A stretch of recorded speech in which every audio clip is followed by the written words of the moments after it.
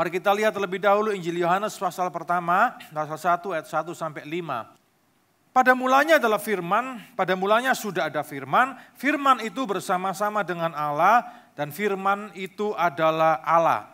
Kita baru Natal kemarin kan, Sang Firman Allah yang turun, yang berinkarnasi menjadi manusia, itulah Kristus. Ya, Alkitab ini berbicara, ayat ini berbicara mengenai Kristus. Ya, bagaimana Kristus itu adalah Allah itu sendiri. Yesus Kristus adalah Allah sendiri. Seperti Rasul Paulus berkata bahwa Allah yang tidak kelihatan itu sekarang kita bisa melihat Dia di dalam sosok Yesus Kristus. Kita melihat Yesus melalui firman-Nya di dalam kehidupan kita. Amin, saudara. Maka dari itu setiap kita di tahun ini kita harus mulai belajar untuk mengenal pribadi Allah lebih dalam lagi. Bukan lewat khotbah-khotbah saja, ini membantu khotbah hari Minggu. Tetapi setiap hari dalam hidup kita, bagaimana kita bisa mengenal pribadi Allah di dalam Kristus itu lebih dalam lagi, adalah ketika kita mulai kita banyak bersekutu, banyak membaca di dalam firman-Nya. Karena firman ini adalah Kristus sendiri. Amin, saudara. Ya. Kita tahun ini harus banyak mulai berfokus kepada hal-hal yang demikian. Kita harus berfokus kepada Kristus. Karena nanti apapun yang terjadi pada tahun ini, kesempatan, kebaikan, sesuatu yang baru, keberkatan mungkin, atau apapun juga yang kita alami, yang Tuhan izinkan untuk kita terima pada tahun ini, fokusnya, endingnya, jangkarnya itu kepada Kristus, bukan kepada diri kita. Beda, saudara. Ya, kalau humanism itu jangkarnya aku. Itu humanism. Ya, jadi keberhasilan ini karena aku, semua karena aku. Mungkin kita ngomongnya karena Tuhan, tapi sebetulnya dalam hati kita itu karena aku. Ya, karena keilihanku, karena keahlianku, karena pengalamanku, karena koneksiku, karena kolegaku, karena apa? Karena semuanya, saudara. Ya, dan kita cenderung untuk tidak percaya kepada orang, itu kalau humanism. Ya, tidak percaya kepada orang lain. Karena kita punya prinsip, ya semua bisa aku kerjakan sendiri, tidak butuh orang lain. Kita takut kecewa, kita takut untuk percaya, bahkan bukan kepada manusia lagi. Kita takut kecewa dan kita takut percaya kepada Tuhan. Ya, karena kita mudah curiga sama Tuhan. Kenapa? Jangan-jangan, bagaimana kalau ini, bagaimana kalau itu? Ya, loh kan, beneran kan, terjadi kan? Kita sudah menjudge atau kita sudah menilai kecurigaan kita kepada Tuhan demikian rupa. Itu humanism, saudara. Tanpa sadar beberapa mungkin kita sudah mengalami hal itu. Ya, karena kita selalu melihat kepada diri kita. Itu harus diubah. Ya, di titik nol ini kita harus mengembalikan semua jangkarnya kepada Kristus, kepada Yesus, kepada pribadi Allah di dalam Kristus. Amin. Bahwa apa yang kita alami hari ini, tahun ini, semua itu berjangkar kepada Kristus. Sang firman Allah itu sendiri. Ya, sekalipun mungkin timeline-nya bukan sesuai dengan timeline-nya kita. Ya kan, kita selalu mau cepat, kita selalu maunya sesuai dengan aturan kita, pengaturan kita. Tapi kadangkala Tuhan itu mengadakan interupsi-interupsi di dalam hidup ini. Ya, dan interupsi Tuhan itu sebetulnya adalah cara Tuhan untuk berkata bahwa sesuaikan, selaraskan timeline-mu dengan timeline-ku. Amin, Bapak Ibu. Ya. Interupsi itu, ya kan, atau disrupsi itu sesuatu yang mungkin menjadi kacau lagi, sedikit kacau gitu, saudara, kita mungkin bingung. Itu adalah cara Tuhan untuk mengatakan kepada kita, sesuaikan dengan timeline-ku, dengan waktuku, bukan waktumu. Kita dengar pujian, waktu Tuhan pasti yang terbaik katanya, betul? Walau kadang tak mudah dimengerti, lewati cobaan dan semua, saudara. Waktu Tuhan, itu waktu Tuhan, bukan waktu kita. Tuhan akan izinkan disrupsi terjadi, Tuhan akan izinkan sedikit goncangan terjadi untuk supaya kita tahu bahwa kita harus menyesuaikan dengan timeline-nya Tuhan. Menurut kita itu adalah sebuah keterlambatan. Menurut kita itu adalah sebuah hal-hal delay yang tidak perlu, tapi kadang-kala untuk hal-hal tertentu Tuhan mau kita belajar bahwa delay, ya, sesuatu yang terdelay dalam hidup kita itu sebetulnya untuk kebaikan kita, dan itu adalah God's timing, itu waktu yang tepat, paling tepat untuk kita. Amin, saudara. Ya, kita harus belajar untuk menyesuaikan waktu kita dengan waktu Tuhan. Kita harus belajar untuk mulai percaya kepada Dia, mulai percaya sepenuhnya kepada Dia. Kita harus belajar untuk tidak main curiga sama Tuhan. Ya, kita harus belajar hal itu. Kenapa saudara? Itulah pentingnya supaya kita bisa menggantungkan semuanya, menjangkarkan semuanya di tahun ini kepada pribadi Allah di dalam Kristus. Amin saudara. Ya, jangkarkan semuanya di dalam pribadi Allah, di dalam Kristus Yesus Tuhan. Supaya apa? Supaya kita bisa mengerti jalannya. Mazmur katakan, berikan aku hikmatmu supaya aku bisa mengerti jalanmu, bisa tapi juga mengerti pribadimu. Mengerti atau memahami dulu pribadi Allah, supaya kita bisa memahami jalan-jalan Allah di dalam hidup ini. Ya, Bapak Ibu ya. Kalau kita tidak memahami, tidak mengenal, tidak mengerti pribadinya, maka kita pasti akan gagal mengerti jalannya. Kita tidak kenal sama seseorang, terus dia buat sebuah keputusan yang menurut kita itu aneh, menurut kita kok begitu. Tapi kita nggak mengenal dia, betul? Kita nggak mengenal pemikirannya, kita nggak mengenal jalan pikirnya atau paradigmanya. Buat kita aneh keputusan itu, ya. Tapi andai kata kita belajar untuk memahami dia, mengerti dia, mengenal dia, kita baru bisa paham, oh ternyata kamu ambil keputusan ini karena ada alasan ini. Gitu kan Bapak Ibu? Ya kan? Kita juga perlu mengenal Tuhan demikian. Supaya apa? Supaya kita bisa mengenal jalan-jalan Tuhan, supaya kita bisa mengerti jalan-jalannya. Ya, kita bisa tahu, oh kalau ini, itu berarti kita tahu bahwa Tuhan punya maksud ini. Karena kita mengenal pribadinya. Amin, saudara. Ya, ada sebuah pepatah kuno, saudara, dikatakan bahwa do not judge your fellow until you come to his house. Jangan menilai sesamamu sampai engkau datang main ke rumahnya, kira-kira begitu. Ya, artinya apa?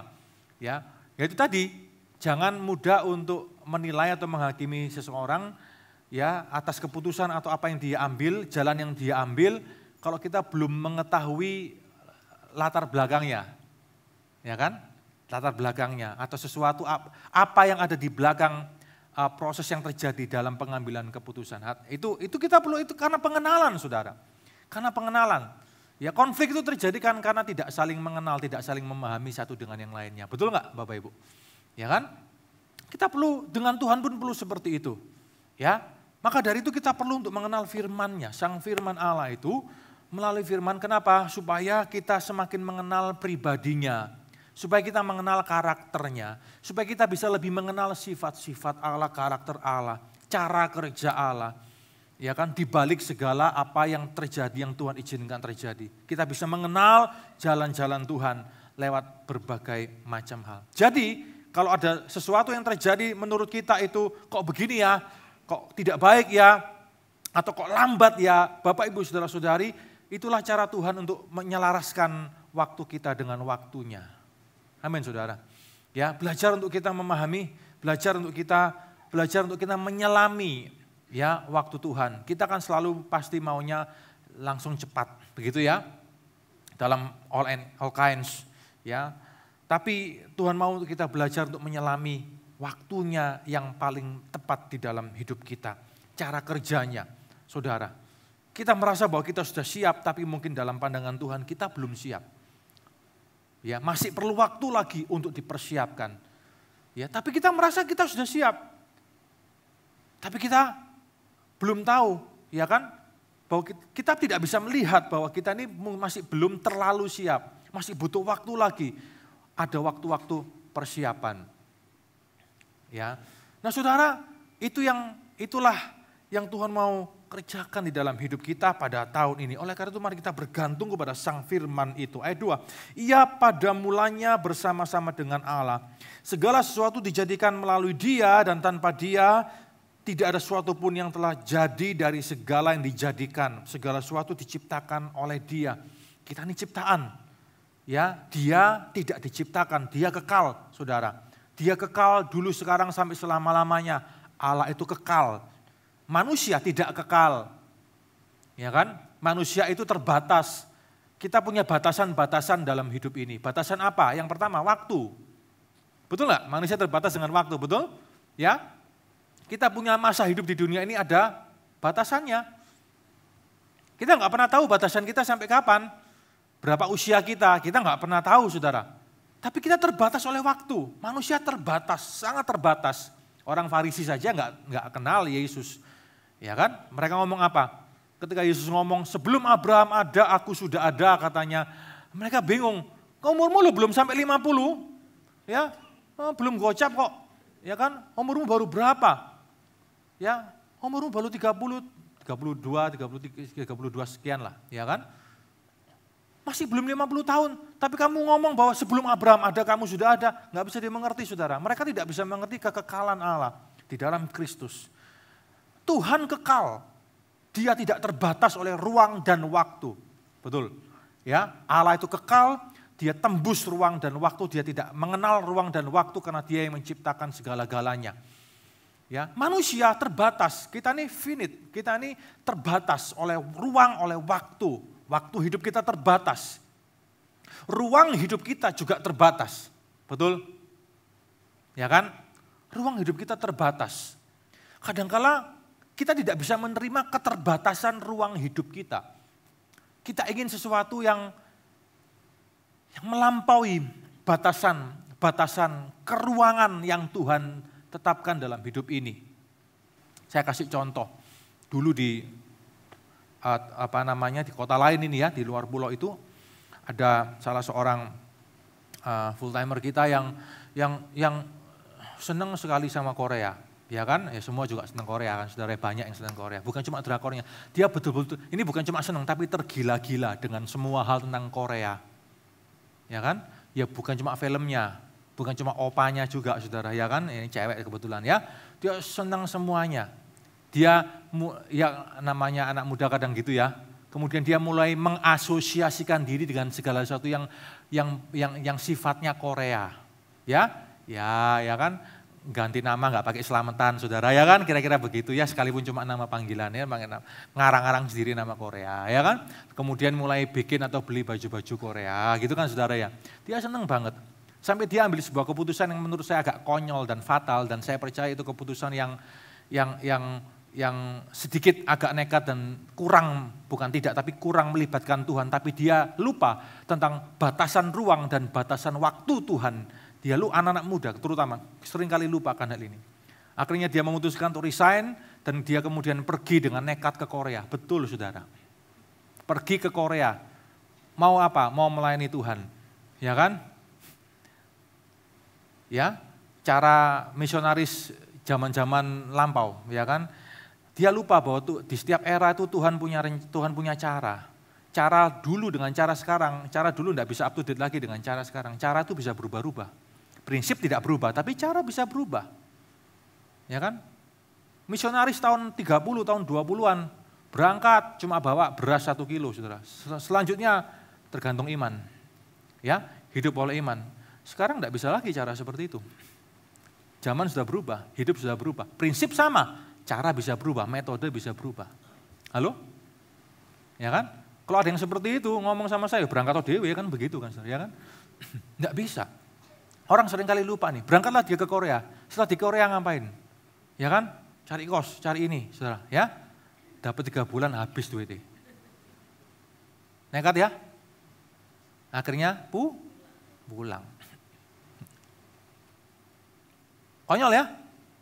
Sekalipun mengatasnamakan Tuhan, sekalipun mengatasnamakan panggilan, sesuatu yang mungkin dirasa sebagai panggilan apapun, jangan nekat. Manusia punya keterbatasan ruang dan waktu. Orang lupa soal batasan ruang ini.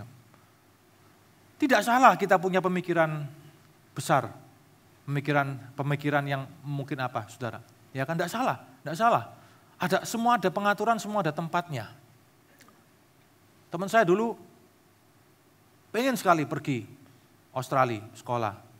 Tuhan buka jalan sih, pergi akhirnya dia bisa sekolah di sana dan dia kemudian memutuskan untuk tidak mau pulang, dia mau tinggal di sana, mau jadi PR atau mau jadi warga negara suatu saat nanti, saudara. Ya kan? 5 tahun kemudian duit entek, saudara, ya, pulang. Ya kan? Pulang. Kenapa? Ya satu sisi saya percaya ada yang Tuhan tentukan untuk tetap bisa tinggal, ada yang memang tempatnya tidak di sana, akhirnya toh dia harus kembali pulang. Tapi ada juga yang bisa di sana berkeluarga, bahkan beranak pinak, berumah tangga di sana dan sebagainya. Ada macam-macam. Teman saya mati-matian satu keluarga, ya dari Jember, orang Jember. Sudah buka toko di sana, pengennya impiannya American Dreams, pengen pindah ke Amerika satu keluarga, saudara. Ya kan American Dreams, dicoba semua jalan, ditutup Tuhan semua jalan. Bayangkan temannya yang lainnya bisa pergi satu keluarga, bisa pergi, ya kan kerja di sana apa. Ini ya lebih kaya, lebih punya. Ya kan siap jual toko, siap jual semua aset, saudara, semua mereka mau korbankan demi American Dreams itu. Tuhan tutup jalan semuanya, tutup jalan, tidak bisa berangkat bagaimanapun caranya. Hari ini masih di Jember, hari ini belajar mengenal rencana Tuhan, hari ini masih melanjutkan usahanya di sana. Orang lupa punya keterbatasan ruang. Apa yang ada padamu hari ini, apa yang Tuhan tempatkan padamu hari ini, apa yang Tuhan percayakan kepadamu hari ini, itu adalah batasan keruanganmu. Belajar untuk percaya, belajar untuk menerima, belajar untuk mengusahakan yang terbaik pada batasan ruang yang Tuhan berikan di dalam kehidupan kita hari ini. Amin. Entah ruang itu adalah sebagai seorang students, masih kuliah, hargai batasan ruang itu. Ya, atau mungkin dalam pekerjaan saudara atau apa, dalam semuanya, itu adalah ruang-ruang di dalam hidup kita yang Tuhan ingin kita berkarya di dalamnya, dan Tuhan ingin kita menghargai itu, dan Tuhan ingin kita mengembangkan itu. Jangan buat sebuah keputusan radikal tanpa melibatkan keputusannya, ruangnya, dan waktunya di dalam hidup kita. Halo? Amin, saudara? Ya? Ya. Begitu loh. Nah, saudara, tapi kalau memang Tuhan buka ruang, Tuhan buka waktu, beberapa orang akhirnya bisa, memang karena rencana Tuhan, semua jalan menunjukkan ke sana, akhirnya Tuhan memang harus satu keluarga atau seorang harus pergi pindah ke negara lain atau kemana, itu semua karena tuntunan Tuhan dan pengaturan Tuhan. Amin, saudara. Ya, nah saudara, ini penting sekali untuk kita pelajari, jangan sampai kita bergerak di luar dari ketentuan atau rencana Tuhan. Teman saya tadi saya cerita, pulang ke Indonesia, dia akhirnya belajar untuk mengerti rencana Tuhan. Ya, dia merasa bersyukur, punya pengalaman itu, akhirnya dikembalikan Tuhan ke sini. Ya, ngomong-ngomong santai saja, iya kan? Iya. Kalau di sana capek mau pijet refleksi aja, sekali bayar lak pekjing, saudara, ya kan? Sekali bayar 500-600 ribu. Di Indonesia, ayo coba ini refleksi 45 menit, 1 jam berapa bayarnya? Ya kan? Ya kan, paling cuma 100. Betul nggak, saudara? Ya kan? Orang nggak sadar. Ya kan, kita itu sudah ada di sorga dunia, saudara, ya kan? Banyak orang pengen pindah Indonesia, enggak bisa. Kita yang sudah di sorga dunia pengen pindah ke neraka. Kadang-kala kita tidak bisa melihat hal-hal yang indah, hal yang orang lain iri loh, saudara. Ketika mereka datang ke Indonesia, what? Ya, kok murah-murah di sini harganya, what? What, kan begitu, saudara. Makanya banyak bule rusak di Indonesia. Kenapa? Karena kemurahan di Indonesia, betul, saudara ya. Mereka punya uang, mereka wah jadi rusak di sini. Karena semua mereka bisa beli. Kan begitu. Mari kita belajar untuk menghargai batasan ruang ini. Karena Tuhan punya ruang untuk manusia, untuk berkarya di dalamnya. Berarti kita nggak boleh punya impian, boleh. Kita punya harapan lebih besar ke depan, boleh.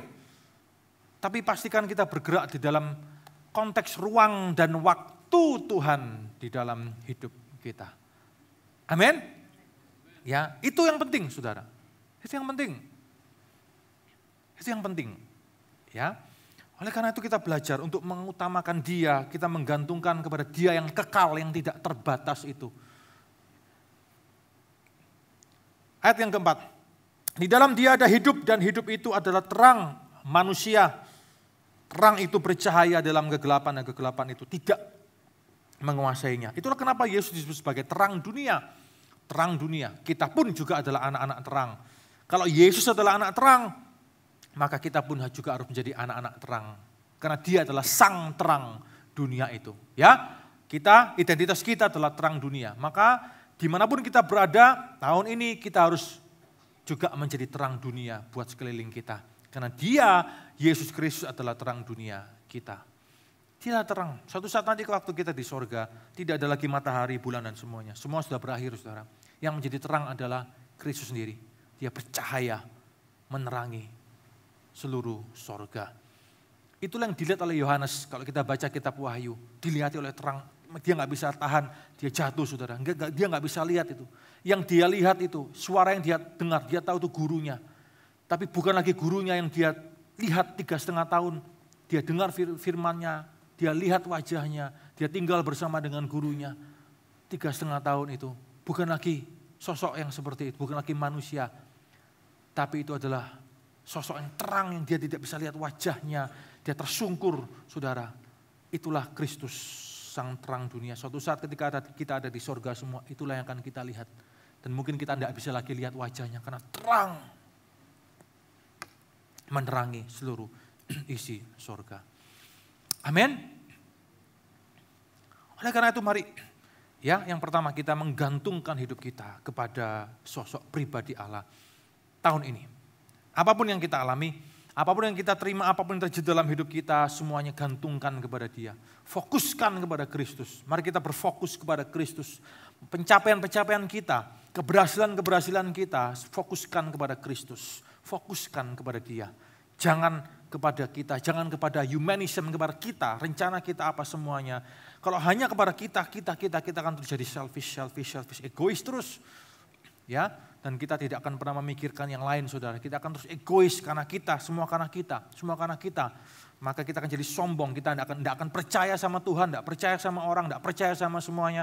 Karena kita tanpa sadar kita punya prinsip semua karena aku, kalau bukan aku siapa lagi. Saudara, itulah humanism, itulah kalau orang berfokus kepada dirinya sendiri. Tapi kita mau berfokus kepada Kristus. Di titik nol di minggu yang pertama di Januari ini. Amin. Ya. Oleh karena itu, ada pujian mengatakan bahwa Jesus at the center of it all. Yesus adalah pusat dari segalanya. Everything revolves around him. Semuanya itu berevolusi. Kayak matahari pusat tata surya. Seluruh planet-planet berevolusi, muteri matahari. Betul, saudara? Ya, mereka berputar. Kenapa? Karena ada daya tarik, ya, dari matahari ini yang menarik planet-planet itu berputar, saudara, mengelilingi Dia. Seperti itulah Kristus, seperti itulah Allah. Semua dalam hidup kita pun berputar, revolves around Him. Semuanya itu berputar di sekitar Kristus. Semuanya di sekitar Kristus. Kegagalan kita, keberhasilan kita, pengalaman kita, semuanya pencapaian kita, apapun yang ada pada kita itu semuanya berevolusi, berpusat kepada Sang Kristus, pusat segala-galanya. Jangan berkata bahwa ini karena aku, ini karena itu, karena kehebatan semuanya. Itu semuanya karena Dia yang memberikan kepada saudara. Amin. Dialah fokus hidup kita. Tahun ini mari kita berfokus kepada Yesus. Yohanes pasal yang ke-7, buka sama-sama ayat 25.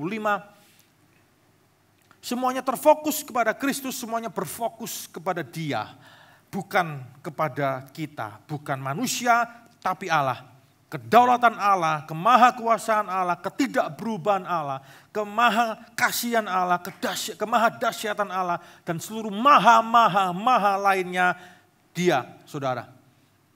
Fokuskan hidupmu kepada Yesus, jangan kepada dirimu sendiri. Pertentangan tentang asal Yesus, ayat 25. Kemudian beberapa orang Yerusalem berkata, bukankah Dia ini yang mau mereka bunuh?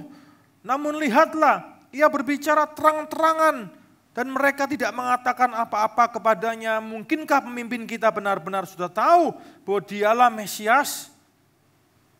Ya, hari itu fakta tentang Yesus disembunyikan oleh para pemimpin agama, saudara. Dan tapi rakyat tahu, lihat ini orang yang mereka mau bunuh, tapi terang-terangan, nggak takut-takut, ngomong kebenaran. Mungkinkah ini Mesias yang ditunggu-tunggu selama ini? Yesus itu selalu ngomong terang-terangan, benar, kebenaran. Kebenaran tidak boleh disembunyikan, kebenaran itu diomongkan dengan benar, dengan terang, tapi dengan hikmat. Amin, saudara. Ya, mari kita berpijak kepada di dalam kebenaran. Tahun ini, mari kita bersikap dengan benar, karena Dia terang Allah, sumber sang terang sejati. Kita adalah anak-anak terang, maka anak-anak terang juga harus ngomong yang ngomong terang, ngomong yang benar. Ya, terang dengan hikmat, yes, tapi ngomong yang terang. Ya, ngomong yang benar, saudara. Ya, jangan tipu kanan kiri, jangan Jangan main telikung kanan kiri, ya kan? Kasak kusuk kanan kiri. Kita ngomong yang benar. Supaya apa? Supaya terang Kristus bercahaya di antara kita semuanya. 27, tetapi tentang orang-orang ini kita tahu dari mana. Tapi tentang orang ini kita tahu dari mana asalnya. Sebaliknya, bila mana Mesias datang, tidak ada seorang pun yang tahu dari mana asalnya. Mereka juga bingung. Ya, Yesus itu ini kita tahu dia kan datang dari Nazaret. Ya, lahirnya di Bethlehem, dia besarnya di Nazaret, kita tahu. Tapi kan Mesias itu tidak diketahui dari mana datangnya, asalnya. Waktu Yesus mengajar di Bait Allah, ia berseru, "Memang aku kamu kenal dan kamu tahu dari mana asalku. Namun aku datang bukan atas kehendakku sendiri, tetapi aku diutus oleh Dia yang benar, yang tidak kamu kenal. Aku kenal Dia, sebab aku datang dari Dia, dan Dialah yang mengutus aku." Memang kamu tahu asalku dari dunia, ya, di Bethlehem, Nazaret dan semuanya. Tapi sebetulnya kamu tidak kenal aku. Dari mana aku datang? Siapa yang mengutus aku? Kamu tidak kenal. Sebab aku datang dari Dia. Ya, Dia yang mengutus aku, dari Allah, Allah yang mengutus. Dia adalah Sang Firman yang turun menjadi manusia. Ini adalah sebuah hal yang tidak bisa dimengerti oleh orang-orang hari itu. Maka dari itu saudara, namanya pengenalan itu sebuah proses. Bapak Ibu ya, pengenalan terhadap Kristus, pribadi Kristus, pengenalan terhadap pribadi Allah, itu coming by proses. Harus setiap hari. Setiap hari kita bersekutu dengan firman-Nya, supaya kita bisa mengenal pribadinya, mengenal Dia, one by one, step by step, langkah demi langkah. Dan itu juga terimplikasi dalam pengalaman-pengalaman kehidupan kita sehari-hari nantinya. Bagaimana kalau kita bisa mengenal Dia sebagai Allah yang maha baik, kalau kita tidak pernah mengalami pengalaman diperlakukan mungkin tidak baik. Halo? Ya kan? Bagaimana kita bisa mengenal Dia sebagai Allah yang maha apa? Kalau kita tidak diizinkan untuk mengalami mungkin kebalikannya, saudara. Baru di sana kita bisa mengerti bahwa Allah adalah Allah yang maha ini, maha adil. Ya, ketika kita diperlakukan orang tidak adil, kita tahu bahwa Allah itu maha adil. Manusia memang kadang tidak adil. Saudara, pengenalan itu by proses. Mari kita mengejar pengenalan akan Allah itu. Tahun ini mari kita mengejar pengenalan akan Allah. Ya, akan tiba waktunya golongan orang-orang pertama yang akan menghujat Kristus dan menolak menyangkal Kristus adalah golongan orang-orang yang cuma asiknya rame-rame aja. Lihat, waktu Yesus masuk ke Yerusalem, apa yang dilakukan oleh orang-orang saudara? Mereka ambil daun pohon palem. Lalu mereka ngomong apa? Mereka menyambut Yesus dengan kata-kata apa saudara? Hosiana, Hosiana, ya selamatkan kami Allah, ya Tuhan, Hosiana. Semuanya ambil daun pohon palem kan, nyambut Yesus, Hosiana, Hosiana, Hosiana. Gak sampai seminggu, mulut yang sama, ngomong salibkan Dia, gantung Dia. Itu follower. Itu hanya yang asiknya rame-rame. Saudara, kalau kita puluhan tahun ikut Yesus tapi cuma asiknya rame-rame, kita hanya suka entertain, kita hanya suka di-entertain, ya, kita hanya suka sesuatu yang sifatnya entertain, yang di luar yang bisa kita lihat sini, saudara nanti bisa masuk dalam golongan Hosiana tadi loh. Ya, yang Hosiana tadi nggak sampai seminggu salibkan Dia, gantung Dia ketika mereka kecewa karena mereka karena yang mereka sambut tidak bisa memuaskan apa yang mereka harapkan. Banyak orang Kristen ikut Yesus itu hari ini seperti itu. Hosiana di awal, akhirnya salibkan Dia, gantung Dia. Kenapa? Karena pengharapannya tidak terpuaskan. Apa yang dia minta dalam tanda kutip tidak terpuaskan. Hanya sukanya yang di-entertain.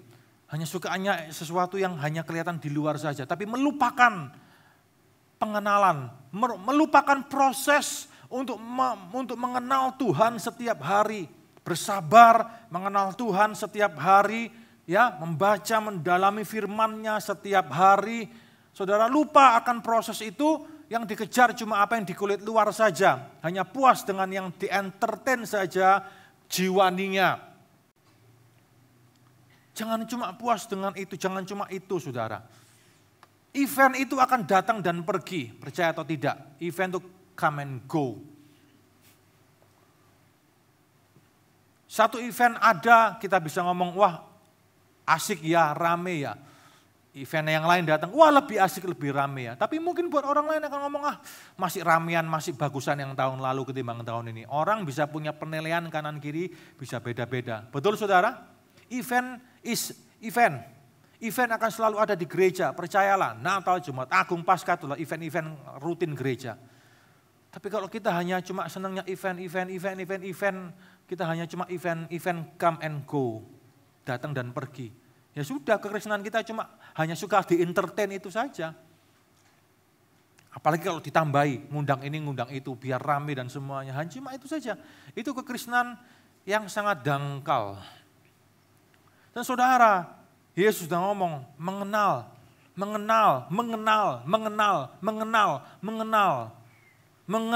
Dia, mengenal pribadinya, itulah akar, itulah jangkar, itulah titik nol kita hari ini. Itulah yang paling esensi di dalam kekristenan kita. Halo? Amin? Semua yang entertain ini bisa dibuat, saudara. Gampang ini. Gampang. Lihat aja dulu kita pakai layar LCD, sekarang sudah pakai LED, betul? Jangan khawatir masalah itu. Semua akan diperbaiki satu persatu, semua ini just. Bukan ini inti kekristenan, halo saudara? Tapi mengenal. Yesus ngomong mereka tidak kenal aku, kamu tidak kenal aku, kamu tidak kenal siapa yang mengutus aku. Ayat 30 mereka berusaha menangkap dia, tetapi tidak ada seorang pun yang menyentuh dia. Sebab saatnya belum tiba. Namun di antara orang banyak itu ada yang banyak yang percaya kepadanya. Dan mereka berkata, apabila Mesias datang, mungkin ia akan melakukan lebih banyak tanda mujizat daripada yang telah dilakukan oleh dia. Ini orang-orang Farisi mendengar orang banyak membisikkan hal itu mengenai dia. Dan karena itu imam-imam kepala dan orang-orang Farisi menyuruh penjaga-penjaga bait Allah untuk menangkapnya. Lalu kata Yesus, tinggal sedikit waktu aku ada bersama dengan kamu. Dan sesudah itu aku akan pergi kepada Dia yang telah mengutus aku. Kamu akan mencari aku tapi tidak akan menemukan aku. Sebab kamu tidak dapat datang ke tempat di mana aku berada. Saudara, karena Dia kekal tapi kita tidak kekal. Jangan lupa ini, ya. Ada waktunya semuanya akan berakhir. Orang kalau ngejar hal-hal yang tidak esensi, orang kalau ngejar hal yang di luar, orang kalau ngejar persepsi publik, orang kalau ngejar rating dan semuanya, ada waktunya akan capek sendiri kok. Ada waktunya dalam satu titik dia akan merasa, ngapain ya aku buat begini, akan capek saudara, capek banget. Ya, mengejar puja-puji manusia itu akan membuat capek kok. Satu titik akan capek. Ya, mengejar aktualisasi diri pun, satu titik pun akan capek. Karena yang harus kau kejar, yang harus kita kejar adalah untuk mengenal Dia, mengenal pribadinya. Amin. Lebih daripada sekedar aktualisasi diri dalam pelayanan, lebih daripada sekedar aktualisasi diri di gereja, di luar gereja, dimanapun juga. Saudara, kita harus mengejar pengenalan akan pribadinya. Kenal aku, kata Yesus. Kenal Dia. Kenal aku. Itulah yang tidak akan pernah berhenti sampai akhir hidup kita. Amin saudara. Ketika engkau belajar mengenal Yesus lebih dalam lagi, maka semua hal yang ada di luar itu meaningless. Itu tidak semakin tidak berarti. Ya, puja-puji manusia, tepuk tangan manusia semakin tidak ada artinya, semakin tidak berarti lagi. Aktualisasi diri di media sosial dan ini dan itu, semakin seolah-olah semakin tidak lagi bisa dinikmati, tidak lagi ada artinya. Karena engkau telah mendapatkan sesuatu yang paling berharga, yaitu proses untuk mengenal Dia. Setiap hari engkau mengenal Dia lebih dalam lagi melalui firman-Nya. Amin, saudara. Barusan seorang teman kehilangan salah seorang anggota keluarga dekatnya. Jemaat kita juga, saudara, di area yang lain, ya. Dia intinya serangan jantung, dia menyertai saudaranya ini sampai di rumah sakit dan dia melihat dengan mata kepala sendiri, ya, CPR diberikan dan dia pada awalnya dia yang membantu, kemudian sampai di rumah sakit oleh dokter, oleh perawat kesehatan dengan CPR, dia lihat semuanya tragedi itu, dia lihat dari rumah sampai dia di rumah sakit di UGD itu sampai kemudian tidak bisa ditolong, saudara, dan akhirnya saudara dekatnya ini meninggal. Tepat semua drama itu dia saksikan dengan mata kepala sendiri. Oke, ini adalah salah seorang yang cukup kaya di Surabaya, ya, rumahnya ada di salah satu perumahan yang paling elit di Surabaya, saudara. Tapi ketika dia menyaksikan itu, ya, dia menyaksikan itu semuanya. Ketika saudaranya itu betul-betul sudah meninggal, ya, alat jantungnya sudah begitu, ya, dan tidak, dokter sudah angkat tangan semuanya. Ya tentu dia terpukul, ya. Tapi dalam perenungan itu, dia ngomong bahwa aku baru sadar, ya, duit tidak ada artinya kalau begini. Ya, saudara. Hari itu kalau dia mau gesek berapapun, no problem, unlimited gesekannya. Pada satu titik tertentu, orang akan sadar bahwa apa yang rohani, bahwa pengenalan akan Kristus, mengenal Yesus, itu nilainya lebih tinggi dari berapapun juga, saudara. Amin.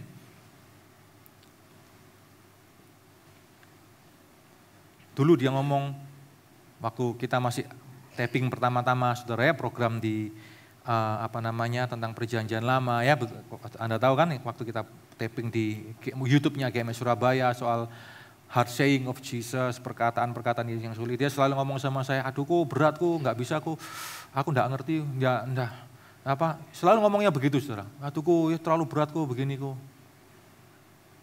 Setelah dia mengalami pengalaman seperti itu, dia baru sadar, saudara.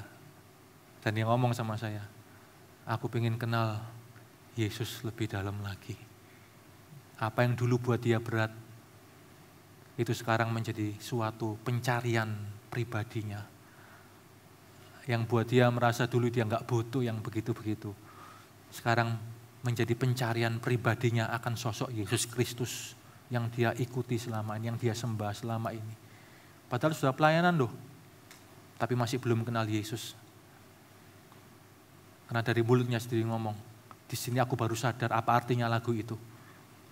Hidup ini adalah kesempatan, jangan sia-siakan hidup ini untuk melayani Tuhan. Bukan cuma melayani Tuhan, untuk mengenal Kristus. Aku baru sadar. Kartu kreditku yang unlimited ini seolah-olah nggak ada artinya lagi. Nggak bisa membeli kerinduan, pengalaman untuk mengenal sosok pribadi Yesus. Ini keluar dari mulut seseorang yang kartu kreditnya unlimited. Saudara, ada satu titik tertentu di mana semua orang akan sadar bahwa mengenal Yesus itu segala-galanya.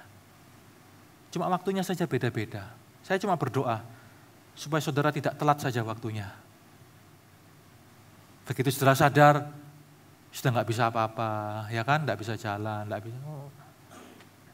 Saya nggak mendoakan jelek, Tapi kalau hari ini kita masih diberikan kesempatan, kita masih sehat, kita masih kuat, kita masih bisa jalan, kita masih bisa lari, kita masih bisa beraktivitas.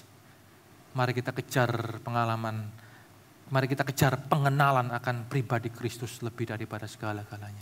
Amin Bapak Ibu Saudara-saudari. 35, karena itu para pemuka Yahudi berkata kepada orang lain, kemana ia akan pergi sehingga kita tidak dapat menemukan dia?